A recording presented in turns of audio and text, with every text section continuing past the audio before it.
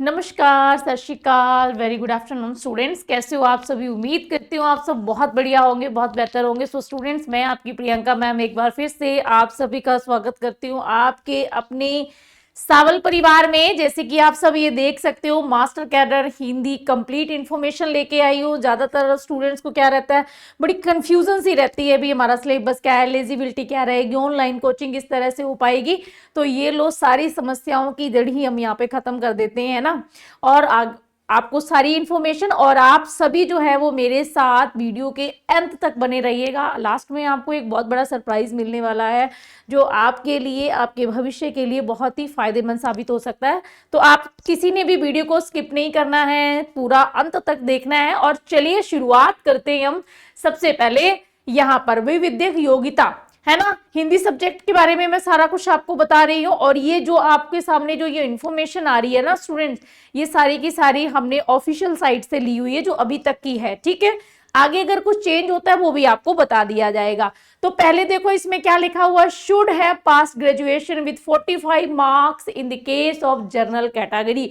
तो देखो हमें पढ़ते ही समझ आ जाता है, अगर आप जो स्टूडेंट्स हैं जो जनरल कैटेगरी से बिलोंग करते हैं, उनके लिए ग्रेजुएशन में कितनी परसेंटेज होनी चाहिए, 45% मार्क्स से वो पास होना बहुत ज्यादा जरूरी है, अगर आप मास्टर कैडर का पेपर देना चाहते हैं। दूसरी जो रिजर्व कैटेगरीज है उनके लिए कितनी जरूरी है, 40%। ठीक, जनरल के लिए 45 और जो रिजर्व कैटेगरीज आ गई सारी, उनके लिए क्या जरूरी है, 40%। दूसरी बात यहां पर क्या की गई, शुड हैव पास्ड बीएड। जो अगर आपने जो बीएड की है सबसे पहले को, तो एक चीज याद रखें, रिकॉग्नाइज्ड यूनिवर्सिटी है उनसे, इंस्टीट्यूशन से होनी चाहिए। और हिंदी, जैसे कि मैं आपको पता है आप सभी को कि मैं हिंदी विषय पढ़ाती हूँ, तो हिंदी सब्जेक्ट जो है बीएड के अंदर टीचिंग सब्जेक्ट होते हैं ना, किसी का हिंदी है, किसी का पंजाबी, कोई फिजिकल का होता है, कोई कुछ होता है ना, अलग अलग। तो उसमें आपका हिंदी सब्जेक्ट जो है वो टीचिंग सब्जेक्ट के रूप में जरूर होना चाहिए। क्लियर, ये दोनों चीजें क्लियर हो गई। चलिए अब हम बढ़ते हैं आगे। आगे देख लीजिएगा, वही चीज दी गई है। देखो 45% जनरल कैटेगरी के लिए, रिजर्व के लिए 40% आ गया। और इलेक्टिव सब्जेक्ट जो है वो आपका जरूरी है। ठीक, और 3 इयर्स जब आप ग्रेजुएशन करते हो, वो 3 साल की होती है ना, तो उसके लिए क्या जरूरी है, हिंदी सब्जेक्ट उसमें इलेक्टिव के रूप में जरूर होना चाहिए। कोई इलेक्टिव हिंदी रखता है, कोई पंजाबी रखता है, कोई इंग्लिश रखता है।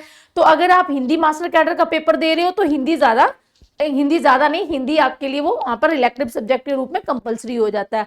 दूसरा, आपकी बीएड होनी चाहिए, पीएसटेट पेपर जो सेकंड है, ठीक, वो आपका क्लियर होने चाहिए। और मिनिमम 10th क्लास में जो है आपकी पंजाबी पास होना बहुत ज्यादा जरूरी है, फिर ही आप इसको दे सकते हो। दूसरा, ये सारा कुछ आपका बीएड जो है वो रिकॉग्नाइज्ड यूनिवर्सिटी से होना चाहिए।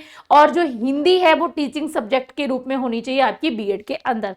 चलिए आगे बढ़ते हैं और देखिएगा, ये एज लिमिट्स का दे दिया गया। भी हमें यहाँ पर भी डाउट रहता है, भी हम पेपर दे सकते हैं, नहीं दे सकते हैं, क्या है। तो 18 से 37। और दूसरा, एज रिलैक्सेशन जो है, जो एससी है, एसटी कैटेगरी से, उनको 5 साल का और मिल जाता है, ओबीसी वालों को भी मिल जाता है। गवर्नमेंट एम्प्लॉयज है उनको 45 तक, अगर कोई विडो है, डिवोर्स केस ऐसा कुछ है तो 42 है। और ये सारी चीजें जो है आपको दी, एक्स सर्विसमैन का आगे आ जाता है। क्लियर, ये सारा डाटा कौन सा है, जो आपकी ऑफिशियल साइट्स में दिया हुआ है अभी तक। ठीक, अगर कोई इसमें चेंज आता है किसी तरह का, तो वो भी आपको टाइम टू टाइम पर बता दिया जाएगा। बाकी आप सभी लोग जो है, देखो हम सब पढ़े लिखे हैं, तो हमें क्या है, ऑफिशियल साइट्स को थोड़ा सा देखते रहना चाहिए, ताकि हमें ये सारी इंफॉर्मेशन जो है वो मिलती रहें। अब बात करते हैं सिलेक्शन प्रोसेस कैसा रहता है आपका, किस तरह से होता है। हम सबको पता है, जो हमारा मास्टर कैडर हिंदी का पेपर आता है ना, वो 150 नंबर का आता है, 150 ही मिनट हमें मिलती है।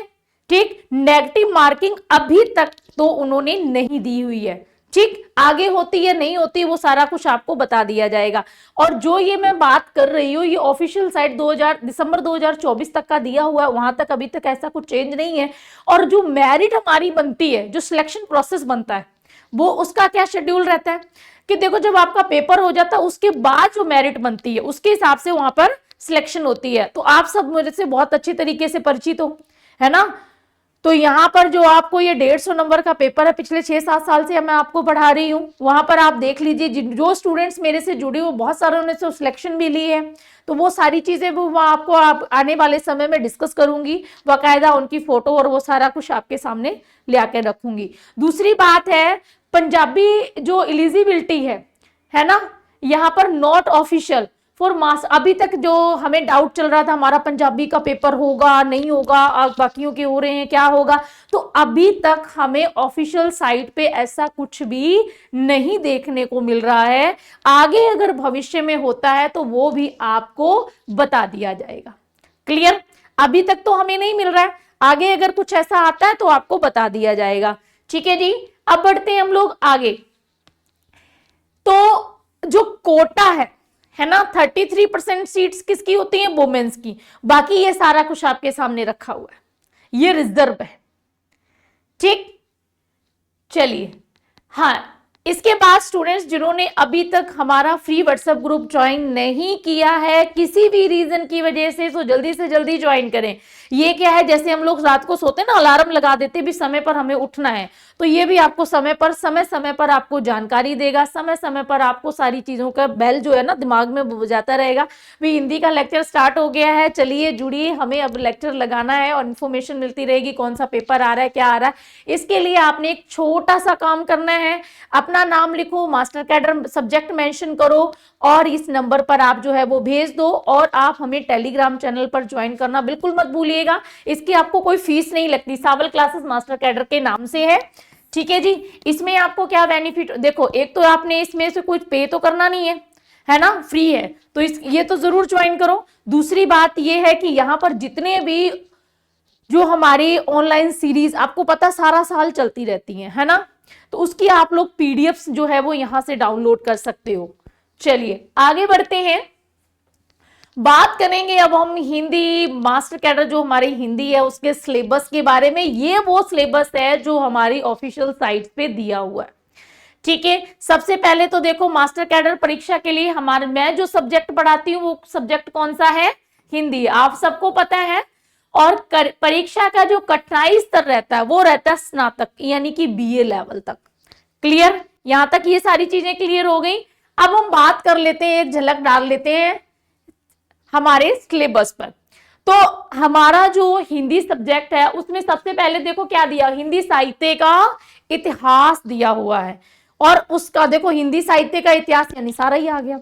और उसमें जो हमें दिया गया है ना, उसको भी देख लेते हैं। आदिकाल व मध्यकाल आ गया। ठीक, आदिकाल और मध्यकाल यानी कि आदिकाल और भक्ति काल का दे दिया गया।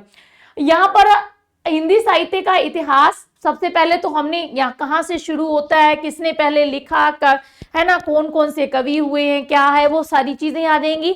उसके बाद हम बात करेंगे काल विभाजन के बारे में भी, जो समय सीमा है वो किसने कितनी मानी है और सर्वमान्य कौन सी रही है। फिर उसके बाद आ जाएगा नामकरण का, अलग अलग देखो आदिकाल को आदिकाल नाम क्यों दिया गया, वीर गाथा काल नाम क्यों दिया, अलग अलग जो साहित्यकार हुए हैं, अलग अलग जो आलोचक हुए उन्होंने अलग अलग नाम दिए हैं। सर्वमान्य भी देखेंगे लेकिन उन्होंने अलग अलग दिए, किस आधार पर दिए, वो सारी चीजें हमें पढ़नी पड़ेंगी।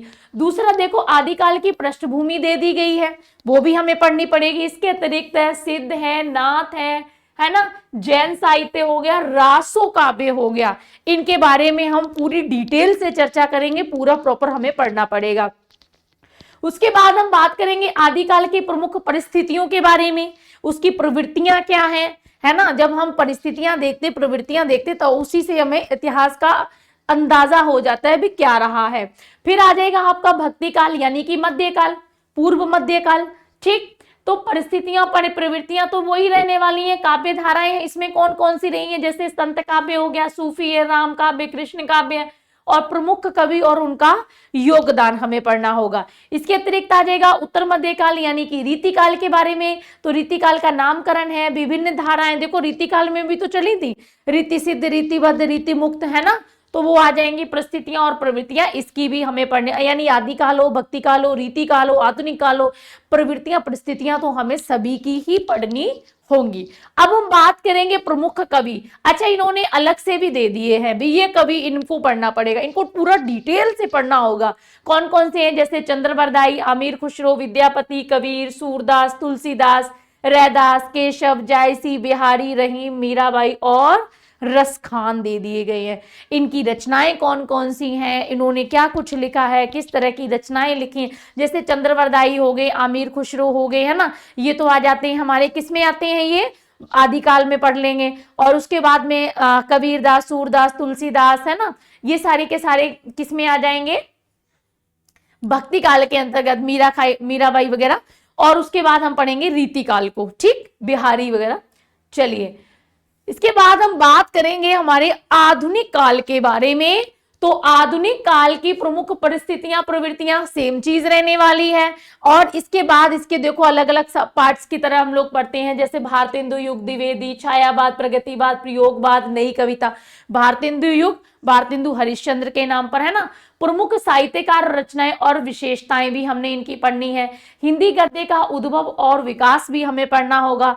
अब देखो, गद्य और पद्य दो तरह का, हमने पद्य देख लिया, अब आ जाती है गद्य की बात। तो देखो यहाँ पर क्या है, कहानी है, उपन्यास, नाटक, निबंध, आत्मकथा, जीवनी, संस्मरण, रेखा चित्र, यात्रा वृत्तांत और डायरी, जिसे दैनिकी भी कहा जाता है, दैनिकी भी कहा जाता है।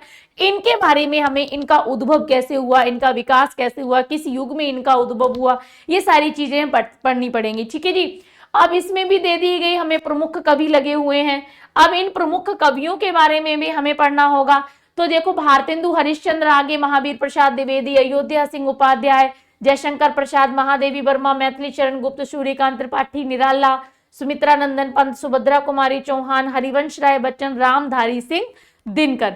इन सभी के बारे में हमें पूरी डिटेल से पढ़ना पड़ेगा, क्योंकि इनमें से ही प्रश्न पूछे जाते हैं, कहीं अलग से नहीं आते हैं।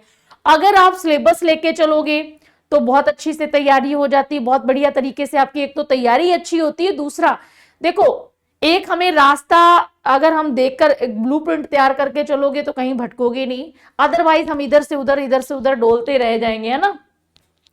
फिर आ जाते हैं हमारे प्रमुख कहानीकार। तो इसमें क्या आ जाएगा, जयशंकर प्रसाद लगे हुए हैं, ठीक, जयशंकर प्रसाद हो गए, और मुंशी प्रेमचंद हैं, जैनेन्द्र हैं, मन्नू भंडारी हैं, कृष्णा सोबती, सुदर्शन कमलेश्वर, यशपाल। प्रमुख निबंधकार की बात करें, आचार्य शुक्ल, राम वृक्ष बेनीपुरी है, बाबू गुलाब राय, हजारी प्रसाद द्विवेदी, महादेवी वर्मा, मुक्तिबोध, है ना, हरिशंकर परसाई, इनके बारे में हम पढ़ेंगे, ठीक। ये तो वो है। इसके बाद प्रमुख नाटककार आ जाएंगे, भारतेंदु हरिश्चंद्र हैं, जैसे यहाँ पर देखो, जयशंकर प्रसाद, मोहन राकेश, जगदीश चंद्र माथुर, विष्णु प्रभाकर, उपेंद्र नाथ आश्क। उसके बाद आपका लगा हुआ है समीक्षा सिद्धांत। इसमें से खूब प्रश्न पूछे जा रहे हैं। अब काव्य की परिभाषा है, भेद है ना, काव्य क्या होता है, काव्य की परिभाषा क्या है, उसके भेद कितने हैं, महाकाव्य, खंड काव्य क्या है, गीति काव्य क्या है, इसकी परिभाषा भी बतानी और विशेषता है। गद्य विधाओं में से प्रश्न खूब आ रहे हैं। अब निबंध है, संस्मरण, जीवनी, आत्मकथा, है ना, इसके स्वरूप और तत्व पूछे जाते हैं। उपन्यास की परिभाषा, तत्व और वर्गीकरण, कहानी की परिभाषा, तत्व और वर्गीकरण, समीक्षा सिद्धांत केवल नाटक और एकांकी में से भी पूछा जाने लगा है। इसकी परिभाषा क्या है, इसके तत्व क्या है, इसका वर्गीकरण क्या है। पीछे भी प्रश्न जो पेपर हुआ था उसमें भी खूब आए हुए हैं, ठीक है जी। अब प्रश्न इनमें से ज्यादा बनने लगे हैं। बात करेंगे अगर हम ग पार्ट की, तो व्याकरण जो है, हिंदी भाषा की बात करें तो इसकी भाषा और लिपि के बारे में प्रश्न खूब सारे पूछे जाते हैं। वर्ण विचार, शब्द विचार, पद, है ना, वाक्य विचार, इसमें से आ जाएगा। व्यवहारिक व्याकरण भी आपको लगा हुआ है, चाहे वो भाववाचक संज्ञा निर्माण करना हो, विशेषण निर्माण हो, विपरीतार्थक हो, समानार्थक शब्द हो, समरूपी भिन्नार्थक हो, शब्द वाक्यांशों के लिए एक शब्द, यानी कि वाक्यांश के लिए एक शब्द जो ईश्वर को मानने वाला, आस्तिक, ना मानने वाला नास्तिक, अनेकार्थक एक शब्द के, जैसे कनक, धतूरे को भी कहा जाता, गेहूं को भी कहा जाता, सोने को भी। तो ये चीजें हैं। इसके अलावा देवनागरी लिपि का उद्भव और विकास आपसे पूछा जाएगा। इसमें कमियां क्या है, सुधार कैसे हैं और क्या क्या इसके लिए प्रयास किए गए हैं, उसमें से भी खूब सारे प्रश्न पूछे गए हैं। देवनागरी लिपि का मानक रूप और हिंदी वर्तनी का मानकीकरण और मुहावरे और लोकोक्तियों के बारे में भी प्रश्नोत्तरी खूब पूछी जाती है। तो ये तो आपका वो सिलेबस है जिसमें से आपको प्रश्न जिससे जो सिलेबस आपने पढ़ना है, तैयार करना है, इसमें से ही आपको पेपर आना है। ये कोई बहुत ज्यादा मुश्किल नहीं है अगर आप पूरी स्ट्रेटजी के साथ पूरी बढ़िया तरीके से अगर आप तैयारी करते हो। ठीक, तकनीकी शब्दावली की अगर हम बात करें तो अंग्रेजी से हिंदी पूछी जाती है, अलंकार हमसे पूछे जाते हैं जिसमें अनुप्रास, यमक, वक्रोक्ति, उपमा, रूपक, अतिशयोक्ति, विरोधाभास, उत्प्रेक्षा। छंद की बात करें तो दोहा, सोरठा, चौपाई, सवैया, कवित, कुंडलिया, ये छंद जो है वो पढ़ने तो हमें और भी पढ़ते हैं।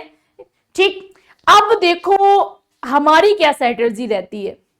हम 5 पॉइंट्स को लेकर के आगे बढ़ते हैं। पिछले 6-7 साल से आप मुझे देख रहे हो, मैं कोई नई नहीं हूं इस इंस्टीट्यूट में, हिंदी मैंने ही पढ़ाना शुरू किया था, आप लोग मेरे से जुड़े हुए हो, पढ़ते हो। ठीक, इन 5 पॉइंट्स को लेकर के हम चलते हैं और खूब सारी सिलेक्शंस हो रही हैं। ठीक है जी, वो भी सारा डाटा आपके सामने रखा जाएगा। अब आपने हमें ज्वाइन क्यों करना है, रीजन देखो, सबसे पहली बात जरूरी क्या है, टॉपिक वाइज आपको कंप्लीट थ्योरी करवाई जाए। और यकीन मानिए स्टूडेंट्स, जो थ्योरी होती है वो यहां तक पूछी जाती है, आपको यहां तक करवाई जाती है। रीजन अप तो रहना चाहिए, डाउन नहीं होना, कहते ना कम नहीं पढ़ना चाहिए, ज्यादा हो जाए थोड़ा सा कोई चक्कर नहीं है। टॉपिक वाइज आपको एमसीक्यू, मान लीजिए हमारा आदिकाल जो है वो टॉपिक्स कंप्लीट हुआ, जैसे कि अभी एक 3rd बैच हमारा चल रहा है उसमें आदिकाल कंप्लीट हुआ, साथ के साथ उसको क्या मिल गए, इसके एमसीक्यू मिल गए। वो 70 है, 80 है, 90 है। देखो एक बार आपकी आंखों से भी निकल गया, मुंह से तो निकलता ही जब आप पढ़ते हो, ठीक, और हाथों के नीचे से निकल जाए और उसके बाद आपको एमसीक्यू मिल जाए, तो ये तो सोने पे सुहागे वाली बात हो जाती है ना।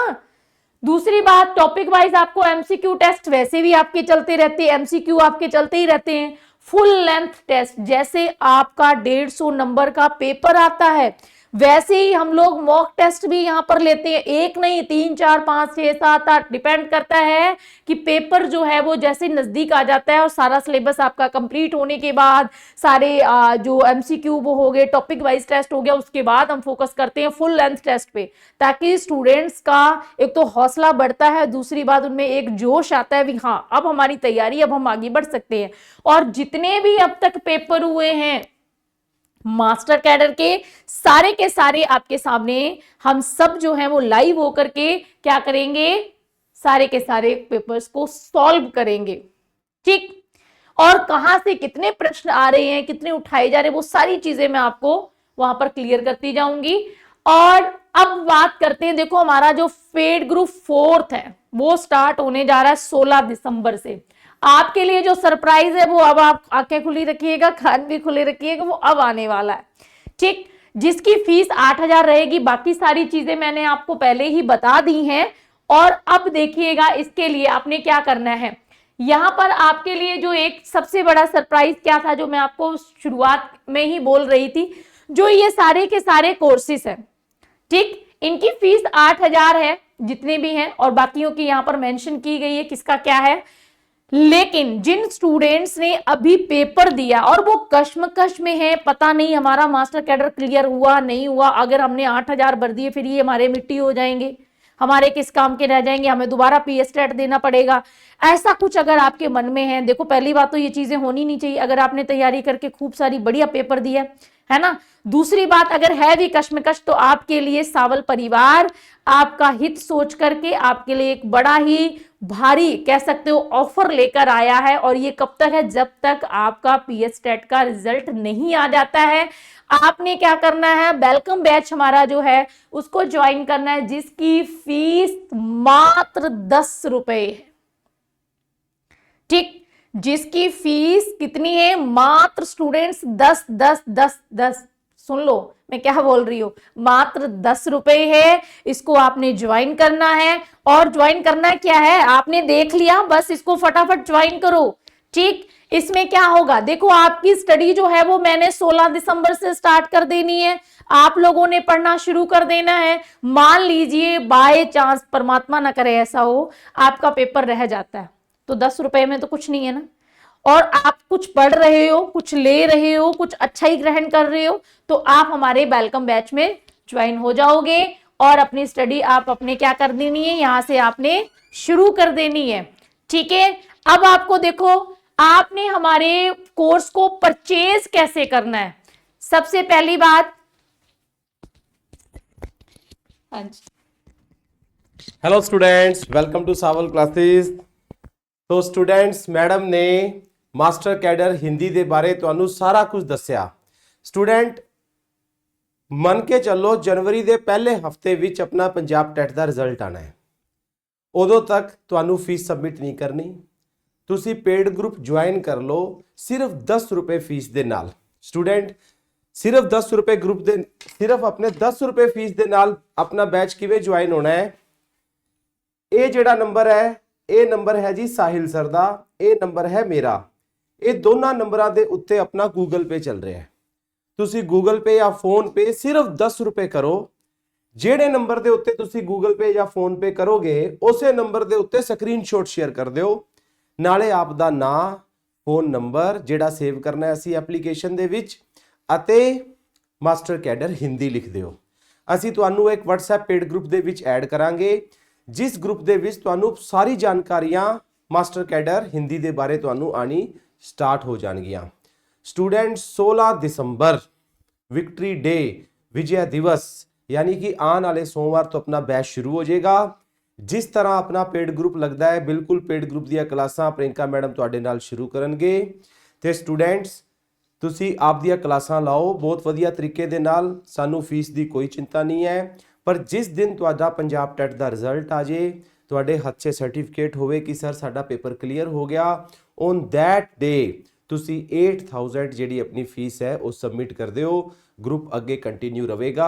स्टूडेंट अपनी 8000 फीस टिल एग्जाम तक दी है, कोई 1 साल नहीं, कोई 6 महीने नहीं, जदों तक पेपर नहीं होंदा उदों तक दी फीस है। पूरा सिलेबस जिवें मैडम ने तुहानूं दस्सिया, सारा दा सारा syllabus theory, MCQ, mock test, previous year question paper, chapter wise टेस्टां दे विच कंप्लीट हो जाएगा। क्लीयर है जी? तो स्टूडेंट तुसी इस बैच नूं अपनी एप्लीकेशन दे विचों भी बाय कर सकते हो। इस बैच का नाम है welcome batch.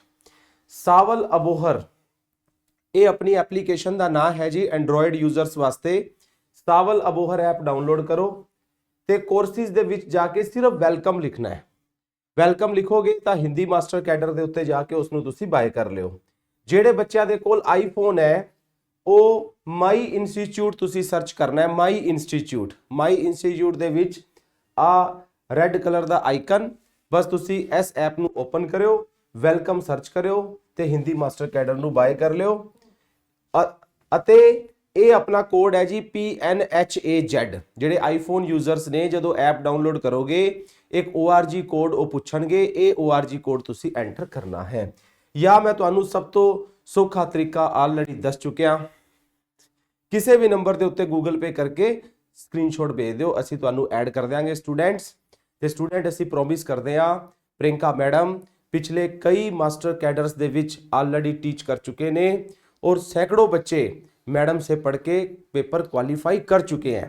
Very soon madam एक सिलेक्शंस स्टूडेंट की वीडियो भी आप सबके साथ लेके आएंगे, सबकी फोटोज आप लोगों को मैडम आपको शो करेंगे। और बाकी कल से मैडम के MCQ लेक्चर स्टार्ट हो रहे हैं।